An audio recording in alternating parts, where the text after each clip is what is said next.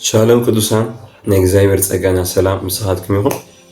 ሎሙን ብዝበለጸ ካብ መንፈስ ቅዱስ ብዝኾነ ቃልን ጸሎትን ግዜ ክነሕልፍ ኢና ማለት እዩ። ከምቲ ናይ ጻድቕ መንገዲ ከም ብርሃን ወገግታ ፍጹም መዓልቲ ክሳብ ዝኾን ድማ እናደመቐ ከም ዝኸድ ሎሚ ትደምቅሉ ናይ እግዚአብሔር ህይወት ኣባ ከም ዝግለጸሉ ብነገር ኩሉ ትምልኡሉ ሰዓት ክብርን ኢየሱስ ይኹን። ስለዚ ነዚ ቻነል ሳብስክራይብ ዘይገበርኩም ሰባት ሳብስክራይብ ግበሩ። ነቲ ወንጌል ይጠቅም እዩ። ኤቭሪ ታይም ኩሉ ግዜ ዕለታዊ ድማ ናይ እግዚአብሔር ቃል ስለ ዘሎ ንሱ ናባኹም ንኽመጽእ ክትሪእዎ ትኽእሉ ማለት እዩ። ክብርን ኢየሱስ ይኹን። ስለዚ ሎሚ ሒዜ ዝመጽኡ ኣርእስቲ ስለ ናይ ኣገልግሎት ጸጋ ናይ ኣገልግሎት ጸጋታት ክብርን ኢየሱስ ይኹን። ኤፌሶን ምዕራፍ 4 ካብ 11 ክሳብ 13 ዝዛረበና ሓደ ህያው ቃል ኣሎ። ብጣዕሚ ስለ ናይ ኣገልግሎት መሰረት ዝኾነ ቃል ኣውዩ ዘሎ ናይ ኣገልግሎት ጸጋታት ማለት እዩ። ኤፌሶን ምዕራፍ 4 ቁጽሪ 11 እስካብ 13 ዘሎ ማለት እዩ። ኣብዚ ቃል እዚ ክብርን ኢየሱስ ይኹን ኩላትና ናብ ሕብረት እምነት ናብ ፍልጠት ወዲ ኣምላኽ ናብ እኹል ሰባይ ናብ ልክዕ ምልኣት ብፅሕና ክርስቶስ ክሳብ ንበፅሕ ጎይታ ኢየሱስ ንማሕበሩ ዝሃባ ጸጋታት ከም ዘሎ ይዛረበና። እዚ ጸጋታት እዚኦም ምፍላጥ ዋላ ኣገልገልቲ እንተዘይኮንኩም ግን ይጠቕሙኹም እዮም። መን እዮም ካብ ኣምላኽ ኣገልገልቲ ኣገልግሎትከ ከመይ እዩ? ኣነ ኣብ ቤት ኣምላኽ ከመይ ክመላለስ ይግባኣኒ? ብምንታይ ጸጋ ኢኸ ክዓቢ ዝኽእል ዝብል ነገራት ክርዳእኩም ይኽእል ማለት እዩ። ኣገልገልቲ ተኾይንኩም ድማ ናይ ግድን እዚ ነገር ምፍላጥ ኣገዳሲ ስለ ዝኾነ ስለዚ ኤፌሶን ምዕራፍ 4 ካብ 11 ክሳብ 13 ከምዚ ይብል ናይ እግዚአብሔር ቃል ኩላትና ናብ ሕብረት እምነት ናብ ፍልጠት ወዲ ኣምላኽ ናብ እኹል ሰባይ ናብ ልክዕ ምልኣት ብፅሕና ክርስቶስ ክሳብ ንበፅሕ እቶም ቅዱሳን ነቲ ግብሪ ኣገልግሎት ንምህናፅ ስጋ ክርስቶስ ሙሉኣት ምእንቲ ክኾኑ ኢሉ ንሱ ገሊኦም ሃዋርያት ገሊኦም ድማ ነቢያት ገሊኦም ከዓ ወንጌላውያን ገሊኦም ጓሶት መምሃራን ክኾኑ ሃበ እዩ። ኣብዚኦም ሓሙሽተ ናይ ኣገልግሎት ጸጋታት ንርኢ ኣለና። ሃዋርያት፣ ነቢያት፣ መምሃራን፣ ወንጌላውያን፣ ጓሶት ማለት እዩ። እዞም ሓሙሽተ ጸጋ ንምንታይ ጎይታ ኢየሱስ ንቤተ ክርስቲያን ሂብዋ እንድሕር ተልና ካብ መጀመርያ እንታይሉ ጀሚሩ ኩላትና ናብ ሕብረት እምነት ሓደ ጎይታ ሓደ ጥምቀት ሓደ እምነት ከም ዝብል ናይ እግዚአብሔር ቃል ናብታ ሓንቲ እምነት ዝኾነት ኩላትና ናብኣታ ክንገብር ክንሓብር ማለት እዩ። ክብርን ኢየሱስ ይኹን። ቀፂሉ ናብ መን? ናብ ፍልጠት ወዲ ኣምላኽ ንክርስቶስ ናብ ምፍላጥ ማለት እዩ። ቀፂሉ ናብ እኹል ሰባይ እኹል ሰባይ ቆልዓ ነይረ ልቢ ቆልዓ ነይርኒ ከም ቆልዓ ተዛሪበ ዓብይ ነገር ቁልዕነት ሓዲገዩ ሰብኣይ ኮይና ከም ዝበለ ሃዋርያ ጳውሎስ ኣብ ቆሮንቶስ ደሴም ከምኡ እዩ። እኹል ሰባይ ማለት ክርስትና ናይ ሓንቲ መዓልቲ ኣይኮነን ናይ ሓንቲ ዓመትን ኣይኮነን ናይ ህይወት ጉዕዞ እዩ ክርስትና። ስለዚ መንፈሳዊ ብስለት ናምፅኻ ንምኻድ ማለት እዩ። ሽዑ መበል ራብዓይ ናብ ልክዕ ምልኣት ብፅሕና ክርስቶስ ልክዕ ምልኣት ብፅሕና ልክዕ ማለት ከምታ ክርስቶስ ዘለዋስ ከምኡ ቤተ ክርስቲያን ክትኸውን ማለት እዩ። ይከኣል እንድሕሪ ተፈቒድናሉ መንፈስ ቅዱስ ክሰርሐና ተፈቒድና ተተኸቲልና ዘይከኣል ነገር የለን። ስለዚ እዚኦም ምንታን ክኾኑ እቶም ቅዱሳን ኢሉ እቶም ቅዱሳን ማለት ንሕናን ንስኻትኩምን ማለት እዩ። ነቲ ግብሪ ኣገልግሎት ንምህናፅ ስጋ ክርስቶስ ምሉኣት ምእንቲ ክኾኑ ኢሉ ግብሪ ኣገልግሎት ኣሎ ዝግበር ኣገልግሎት ኣሎ ኣብ ቤተ ኣምላኽ ነቲ ዝግበር ኣገልግሎት ሙሉኣት ክኾኑ ተኾይኖም ነቲ ስጋ ንኻንፅዎ ብቑዓት ክኾኑ ኢሉ ሃዋርያነት ዝበሃል ቅብኣት ኣሎ፣ ነቢይነት ዝበሃል ቅብኣት ኣሎ፣ መምሃራን ዝበሃል ቅብኣት ኣሎ፣ ወንጌላውያን ዝበሃል ቅብኣት ኣሎ፣ ጓሶት ወይ ድማ መገብቲ ዝበሃል ድማ ቅብኣት ኣሎ ማለት እዩ። እዚኦም ቅብኣት እዮም ንቅዱሳን ካብ መንፈስ ቅዱስ ዝወሃብ ቅብኣት እዮም። ብዘይ እዞም ሓሙሽዮም ናይ ኣገልግሎት ጸጋ ቤተ ክርስቲያን ክሰርሓ ምሙካር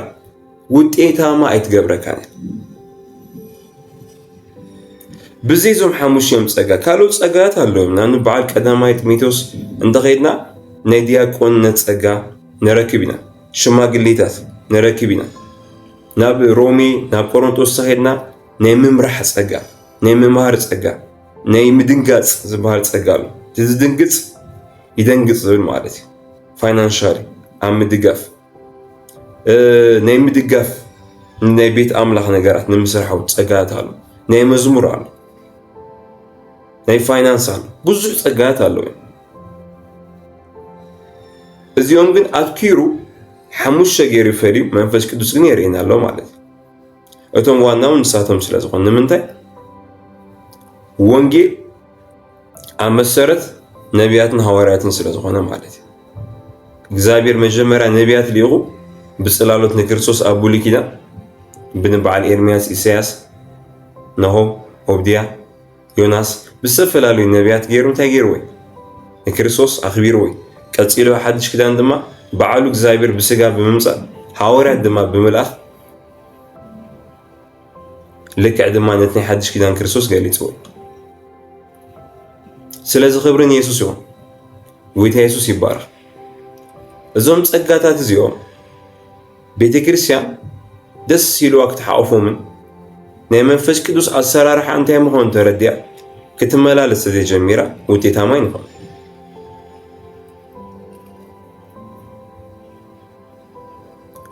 ንኣብነት ኣብ ቀረባ ግዜ ተላዒሉ ዝነበረ ሓደ ክርክር ነይሩ ሃዋርያትን ነቢያትን የለውም ዝብል ማለት እዩ ናይ እግዚአብሔር ቃል ግን ኩላትና ናብ ሕብረት እምነት ክሳብ ንበፅሕ ናብ እኹል ሰብኣይ ክሳብ ንበፅሕ ናብ ፍልጠት ወዲ ኣምላኽ ንበፅሕ ናብ ትልክዕ ምልኣት ክርስቶስ ክንበፅሕ እሲ እዚኦም ይድልዩ ይብለና ኣሎ ብኣንጻሩ ሓደ ሰብ ብምርዳእ ብዘይምርዳእ ሃዋርያትን ነቢያትን የለውም እንድሕር ተይሉ እንታይ ዝብል ዘሎ መሲልኩም ቤተክርስትያንስ ዕላማ በፅሓ እዩ ዝብል ዘሎ ቤተክርስትያን እንታይ ገይራ ዕላማ በፅሓ ናብ ፍጹም እምነት ናብ ፍጹም ፍልጠት ወዲ ኣምላኽ ናብ ማቹሪቲ ናብ እኹል ሰብኣይ ናብ ልክዕ ምልኣቱ በፅሓ ይብላ ኣሎ ማለት እሱ ከዓ ሓቂ ይኮነ ንሪኣ ኣለና ብዙሓት ኣመንቲ ኣብ ሕማም ኣለዉ ብዙሓት ኣመንቲ ኣብ ድኽነትን ጉስቁልናን ኣለዉ ብዙሓት ኣመንቲ ኣብ ብዙሕ ስቓይ ኣለዉ ከምቲ ህዝቢ ኣምላኽ ኣብ ግብፂ ኣብ ትሕቲ ፈርዖን ዝነበረ ልክዕ ብዙሕ ኣማን ኣብ ትሕቲ ፈርዖን ሎማ ኣሎ ስለዚ እዞም ኣገልግሎት ጸጋ እዚኦም ገና ስርሖም ያውዱን ብቓል ኣምላኽ መሰረት እንከቲ ኮይና ቀዳማይ ቆሮንቶስ ብ13 ዘሎ እቲ ምልኣት ምስ መፀ እቲ ምቃል ክጠፊ እዩ ዝብል ምልኣት ማለት ክርስቶስ እዩ ክርስቶስ ከይመፀ ዘብቀ ምንም ዓይነት ጸጋ የለ እዚኦም እቶም ናይ ኣገልግሎት ጸጋታት እዮም ቀፂሎም ናይ መንፈስ ቅዱስ ውበታት ኣሎ ኣብ ቀዳማይ ቆሮንቶስ 12 ንረኽቦም ማለት እዩ ሸዓተ ናይ መንፈስ ቅዱስ ውበታት ኣለዉ ኣብኡ ቃል ፍልጠት ቃል ጥበብ መናፍስ ምልላይ እምነት ፈውሲ ግብረ ሓይሊ ትንቢት ምዝራብ ቋንቋ ምዝራብ ቋንቋ ምትርጓም ሸዓተ እዮም ማለት እዩ ኢየሱስ ጎይታ ስለዚ ንሕና ሕዚ ክነቅሕ ዝግበአና ናይ መጨረሻ ዘመን እዩ ዘመን እዚ ኣብ መጨረሻ ዘመን ድማ ካብ መንፈሰይ ከፍስስ እየ ኣብ ስጋ ዝለበሰ ዘበለ ሮቶቶቶቶ ካብ መንፈሰይ ከፍስስ እየ ኣወዳትን ኣዋልድን ክንበዩ ኣረጋውቲ ሕልሚ ክሓርሙ ኣግዋዝ ረኣይ ይክርዩ ናይ መጨረሻ ዘመን ስለ ዝኾነ ምድሪ ድማ ንወንጌል ፃዕደወትሉ ሰዓት ህዝቢ ትግራይ ህዝቢ ኤርትራ ሕዚ ንወንጌል ዝግጁ እዩ ክብረን ኢየሱስ ይኹን ካብ ማንም ግዜ ህዝቢ ትግራይ ህዝቢ ኤርትራ ሕዚ ንወንጌል ዝግጁ ካብ ማንም ግዜ ህዝቢ ኢትዮጵያ ህዝቢ ኣፍሪካ ዝግጁ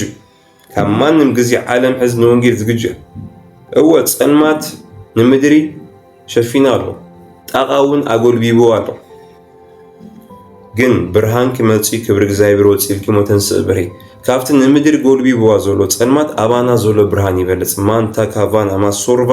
ሌቬኖ በቲ ዘፍቅረና ካብ ሰዓርቲ ንበልጽ ኢና ብሽም ኢየሱስ ካብቲ ዓለም ዘሎ ኣባና ዘሎ ዝዓቢ ስለ ዝኾነ ንዓለም ሲዒርኩም ማያም ተጻሒፍ ቀዳማይ ዮሐንስ 4:4 ክብርን ኢየሱስ ይኹን ሃሌሉያ ክብርን ኢየሱስ ይኹን ስለዘካ ኣምላኽ እዚ መልእኽቲ ሰምዑ ቅዱሳን ዝኾንኩም ምእመን ዝኾንኩም ደቂ ኣምላኽ ዝኾንኩም ኣብ ህይወትኩም መንፈስ ቅዱስ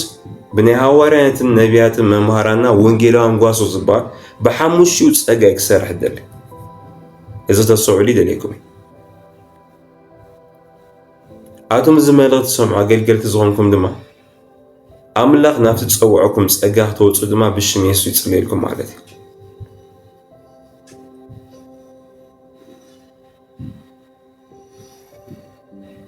ሃዋርያነት ነቢይነት ወንጌላውያን ጓሶት መምሃራን ማለት ሕዚ ቤተክርስቲያን ኣጋጢምዋ ዘሎ ናይ እግዚአብሔር ልቢ ብቓሉ ዘይኮነ ብተግባራት ትፍትሽ ስለ ዘላ ሓደ ሰብ ነቢሉ ተላዒሉ ጌጋ ነገር እንድሕር ተገይሩ በቲ ናይቲ ሰብ ጌጋ ነቢያት የለና ይበሃል ሆማ ይበሃል ሓደ ሰብ ሃዋርያ ኢሉ ተላዒሉ ንክርስቶስ ተገሊፅዎ በቲ ናቱ ጌጋ ሃዋርያ የለና ይበሃል መጽሓፍ ቅዱሳዊ ይኮን ንሕና እምነት ናይ ዘይረአ ነገር ምርዳእ እምበር ናይቲ ዝረአ ነገር ምርዳእ ይኮን ዕብራውያን ምዕራፍ 11 ቁፅሪ 1 ማለት እምነት ሲ ተስፋ ዝግበሮ ርግፅ ምግባር ናይቲ ዘይረአ ነገር ድማ እንታይ ምርዳእ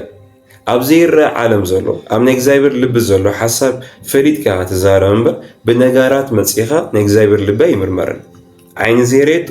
እዝኒ ዘይሰምዐቶ ኣብ ልቢ ሰብ ዘይተሓስበ ናበለካ ከመኢልካ بعينها بإذنها بالسمع أخي كم زخبور نبي لن يبالي نبي توديهم كم تيليا سجورة مالتي بينك أريد وانا أملخ زاير أملخ صغير له قالوا عايز جاجوهم له سلازي بفلاي زاير أملخ سرح خلو بتسرح لا معلتس جنزبي تكون نزل الكلام جنزب أملخ نكون تكون تريد أملخ مسارح أملخ نكون سي تحت البيد اللي دك أملخ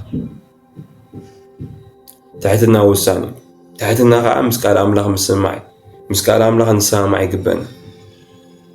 بزح جزي حزن نبياتنا هاوراتن يلون زولو سبات زمتو وشبتات من على أملخ وشبت يقول أبرايا هنزلو هاوراتنا زولو جن يحسوا هاورات زغون زبل كاريم زمتو هو يحسوا هاورات كله قالوا يعني نبعال هوارات أولوس نبعالتهم عسرت غد هوارات إنها لو نحسوت هوارات نير نحسوت هوارات سلنور هوارات كمي بنك زي برك توم نبيات حسوت كم زجورو تخالو زبلك الأمتيخة هو لك نبعال إسياس إرمياسهم عبيت نبيات نوعل إننا نبرو زسيم دم حسوت نبيات نيرم سلازح نحد نجر حسوت سلازولوسي ولا بنتن دموتو بجوزا ونجر موتوما نعمنت أورجان نحنت أورجان موبايل سي فيك موبايل اللي نيتا فيك موبايل فيك سلازولوسي تورجاني لنا يبعد انت هيدا وغلام لهجن إذا تسجازن تاي مخن علامة فولتيك بينا مالك هاورا نتكبات هاورا لوغ مالتي منفش كدوس لوها مالتي حزا حدث بهاورا سلازخونا نبي سلازخونا نتصحفو حدش مصحف يلا إذا مصحف تتصحفو توديه زمصو حدش مقلات يلا تمقلات كريستوس يسوس أفس جلت مقلات أفتغير الصوص كنا منفش كدوس زغون نجر أشكيمو يلوها مالتي هاورا مالتي حدا حدث بهاورا مالت حدا رزي يقبر زولو سوات الله يس قويتاي معي حدا حنت برغت حافتهم ميلاتني أو زغون قويتاي أبوسل اللي مصوعه خاقن حدار نوم غير كيلاتني يس قويتاي سلا حداري قويتاي بارخ مولو زيغون نفلتاتي كوم زبال مصحف تساوي انتني له نمنتي هورا بيتروسكو بعد حدار كم زنار مصحف تسيزاره مناي بس ندي دا كرمي باولس قويتي يسوس ابغا كوحي غنصها ابغا بيتك ساحز ولا نمنتي بيتروسكو يس قويتي ስለዝኾነ ልጥጥ ዝበሉ መጽሓፍ ቅዱሳዊ ዘይኮኑ ነምጾም ነገራት ኣለኩም ይጓል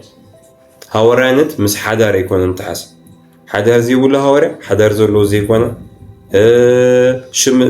كالي زجبر نبي زي جبر دما نبي زي كونه يكون هم يكون مسي تلو هنا مس منفسي أنت قدام عادي قبل عليه مسي زول حيلس انتهي نات حدا نبي كون ديتيل ناتكا قدام زي سوى كون يغير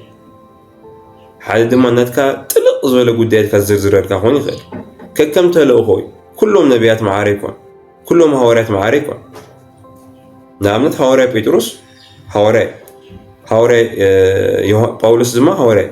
هوري يوحنس ريو هوري نا يوحنس ملأتا تتصنعو قداماي كالا سرسي ملأت را يوحنسنا ونجيل يوحنس سنبو فليز بلا مهارة فليز بلا أقلالسا تغروتو بزح كزي أفغر أملاخ أمناي كريستوس ملكوت هونتي نا يوحنس تاريخمو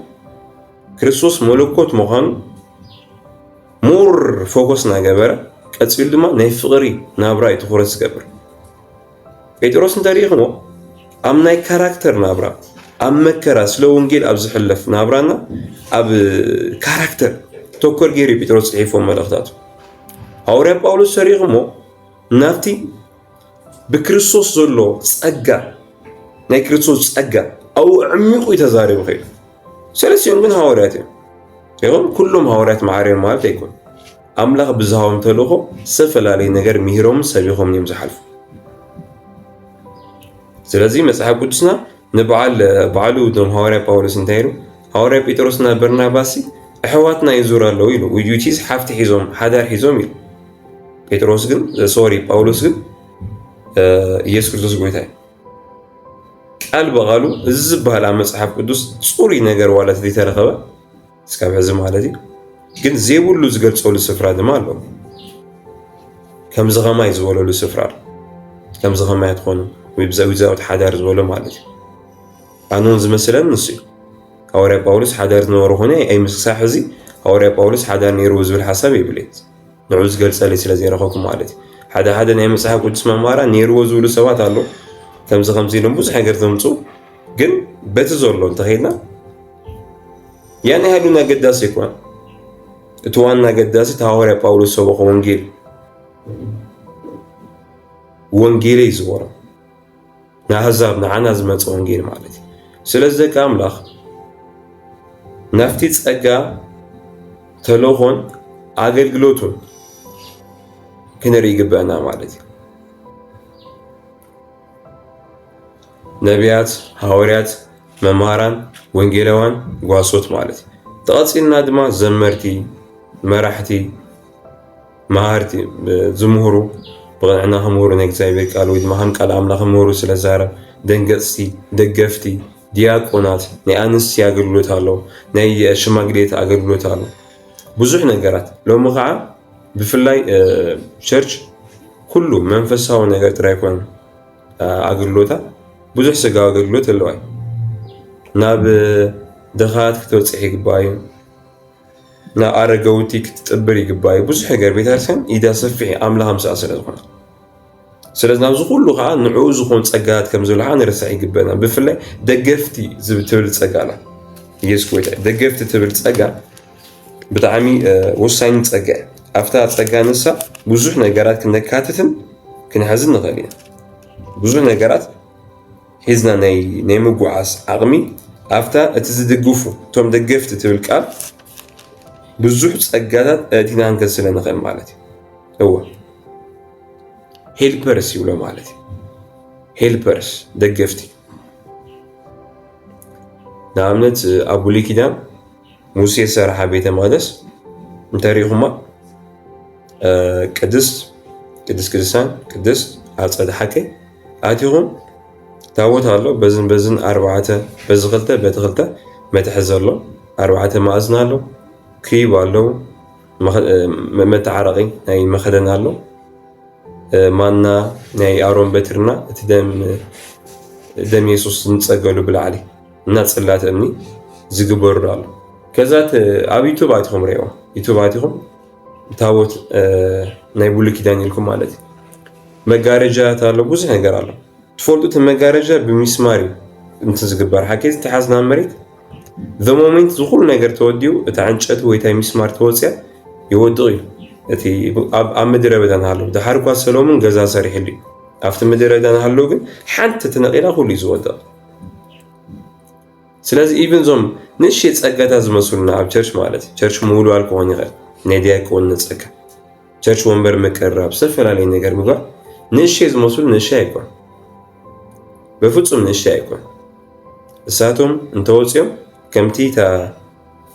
ዝወድቕ ልክዕ ከምኡ እታ ቤት ኣምላኽ በይኑ ኣገልጋሊ ኣይከኣል ሓደ ሃዋርያ ዝመርሖ እንትን ክህላ ይኽእል ሙሉእ ክኾነ ይኽእል ቸርች ሓደ ነቢ ዝመርሖ ሙሉእ ክኾነ ይኽእል ሓደ ወንጌላዊ ዝመርሖ ሙሉእ ኣይኾን እግዚአብሔር ብሸውዓተ ሸሞንተ ርእሲ ይመርሕኒ እግዚአብሔር ኣምላኽ ብሸውዓተ ሸሞንተ ርእሲ ኣይመርሕኒ ናይ ሓዳር ርእሲ ሰብኣይ ናይ ቤተክርስትያን ርእሲ ድማ እቲ ዝተላእኸ ሰብ እዩ ሃዋርያ ጳውሎስ ኢሎም ብዙሓት ኣቦታት የብልኩምን ኣነ ብወንጌል ወልደኩም ኢሎም ናብኣቶም ዝተላእኸ እሱ ስለዝኾነ ስለዚ ሓደ ርእሲ እያ ቤተክርስትያን ትምራሕ ብሓደ ርእሲ እያ ብሸውዓተ ሸሞንተ መራሕቲ ኣብ ቤተክርስትያን ጌርካ መፅሓፍ ቅዱሳዊ ደገፍ ኣይትረኽቡልና ሃዋርያ ጳውሎስ መሲሪቶን ኣብ ዝኸደ ቸርች ንቲቶስ ንፊልሞና ንጢሞቴዎስ ክፅሕፈሎምና ዳይሬክት ንርኢ ማለት እዩ ጢሞቴዎስ ይብሎ ከምዚ ግበር ነቶም ሽማግለታት ኣይትብዝሓዮም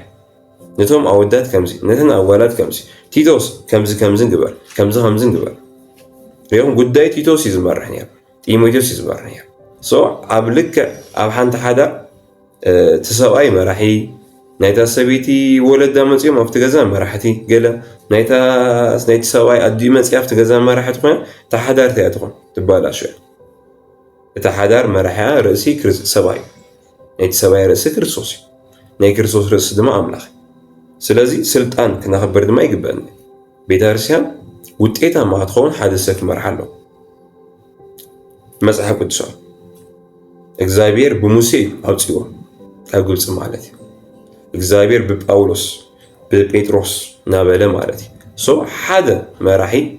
እግዚአብሔር ይቕምጥ ኣብቲ ሓደ መራሒ ድማ ልክ ኣምቲ ካህንዮታር ሓሙኡን ሙሴ መፅኡ በይንኻ ኣይትኽእሉን ኢኻ 70 ሰባት ምረፅ እሞ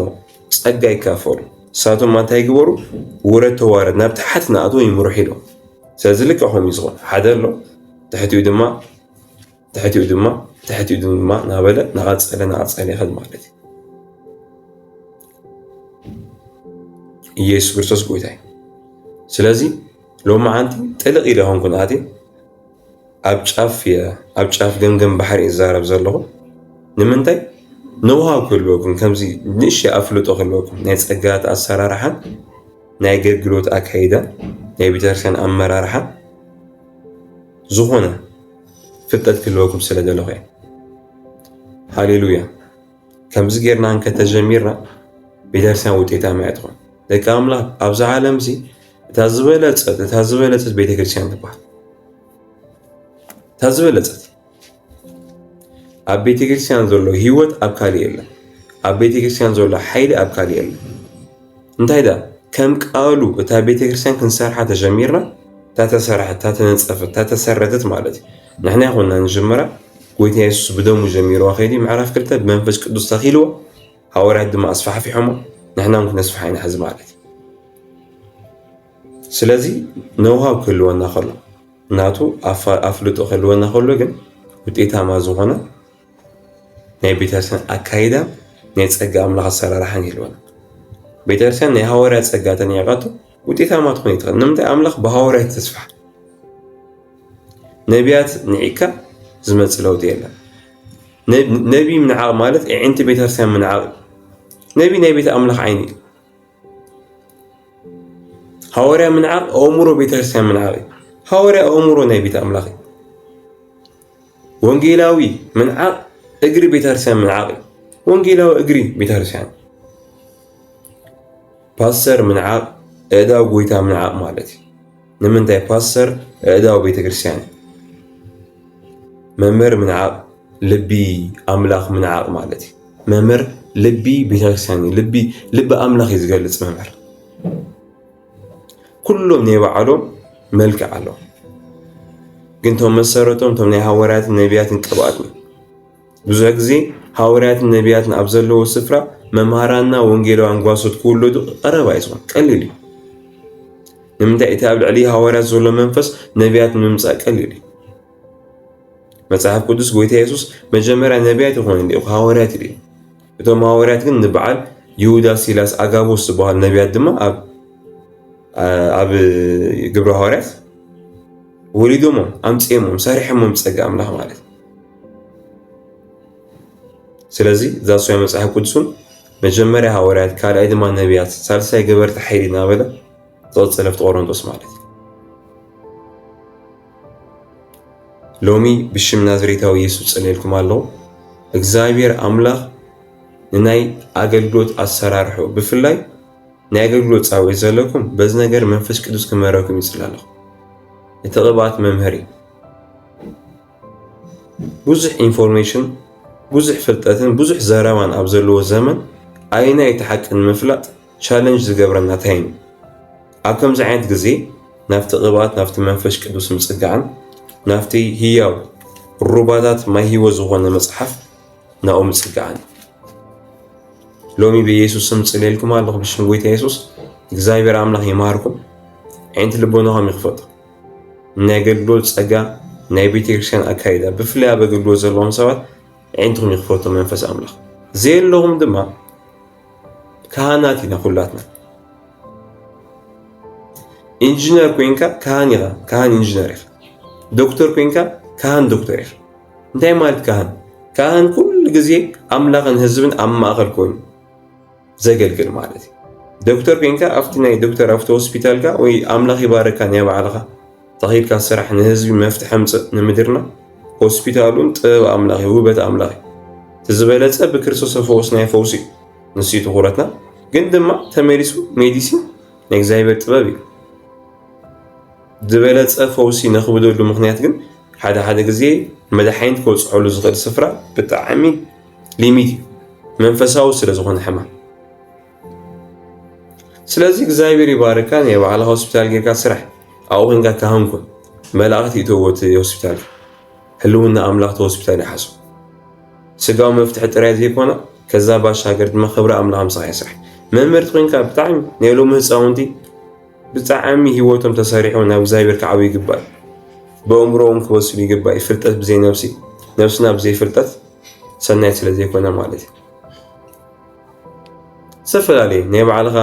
ኢንቨስትመንት ወይ ናይ ባዕልኻ ፈጠራ ስራሕ ዲ ናይ ባዕልኻ ዝኾነ ይኹን ብዝተፈላለየ ስራሕ ኣብ ህይወትኩም ክርስቶስ ኢየሱስ ክኸብር ይኽእል ዳንኤል ናይ ባቢሎን ኣመራርሓ ፖለቲካ ኮይኑ ነይሩ ነቢ ዳንኤል ዮሴፍ እውን ኣብ ናይ ግብፂ ኣብ ናይ ፖለቲካ ኣመራርሓ ነይሩ ብፖለቲካውን እግዚአብሔር ይጥቀመልካ ብመሰረቱ ፖለቲካ ምድር ናክፍወስ ዝኾን ኣመንቲ እዮም ክኣትዉ ዝግባእ ናይ ትግራይ ናይ ፖለቲካ ኣካይዳ ንኽፍወስ ኣመንቲ ተጋሩ ኣብ ፖለቲካ ክኣትዉ ኣለዎም ናይ ኤርትራ ክፍወስ ዝኾን ኣመንቲ ኤርትራውያን ፖለቲካ ብንጹህ ልቢ ብፁሪ ፍቕሪ ጎይታ ዘለዎም ማለት እዩ እሶም ክኣትዉ ከሎ እዩ ዝውክል ወይ ድማ ዓለማውያን ኮይኖም እግዚአብሔር ዓይንቶም ዝኸፈቶም ግን እግዚአብሔር መጀመርያ ደቆ ጥቀም እዩ ዝደሊ ደቆታ ኣብናይ بخالو تهزاب تكم مالتي سلازي እግዚአብሔር ነሰራርሑ ዓይንቶም ከፍቶ ጽላለሁ ንሙሴ መንገዲታቱ የእስራኤላውያን ድማ ተኣምራቶም ተጻሐፈ ብሽሜስ መንገድታት ኣምላኽ ተገለጸሉ ክብሪ ሁሉ ንኢየሱስ ይኹን ጸጋ ጎይታ ኢየሱስ ክርስቶስ ፍቕሪ ኣምላኽ ሕብረት መንፈስ ቅዱስ ብስኻትኩም ይኹን ነዘገልግሎት ብሚድያ ናይ ቤት ኣምላኽን ኣገልግሎትን ንምድጋፍ መንፈስ ቅዱስ ፓርትነር ኮይንኩም ወርሓዊ ወይ ድማ ሓንቲ ግዜ ገንዘባ ኣገልግሎት ንምግልጋል መንፈስ ቅዱስ መርሐኩም ሰባት ኣብ መወዳእታ ብዝመጽእ ኣካውንት ንኽብሪ ኢየሱስ ክሰርሑ ትኽእሉ ኢኹም ብገንዘብካ ምስራሕ ንወንጌል ዝዓበየ ክብሪ ስለ ዝኾነ ማለት እዩ ከምኡ ግበሩ ኣብ ምድሪ ኣዲስ ኣበባ ዘለኹም ሰባት ኣብ መወዳእታ ብዝመጽእ ኣድራሻ ኩሉ ግዜ ረቡዕና ቀዳም ድሕሪ ቀትሪ ሰዓት 10 በኣና ብኢትዮጵያ ሰዓት 4 ድማ ብኤርትራ ማለት እዩ ድንቂ ግዜ ኣለና ኣድራሻ መወዳእታ ክመጽእ ይረአይዎ መጽኡ ሓቢርኩም ምሳና ንጎይታ ኣምልኹ እግዚአብሔር ኣምላኽ ብኸቢድ ምሕረቱ ክግለጽ ማለት እዩ ክብሪ ኩሉ ንኢየሱስ ይኹን ሰናይ ግዜ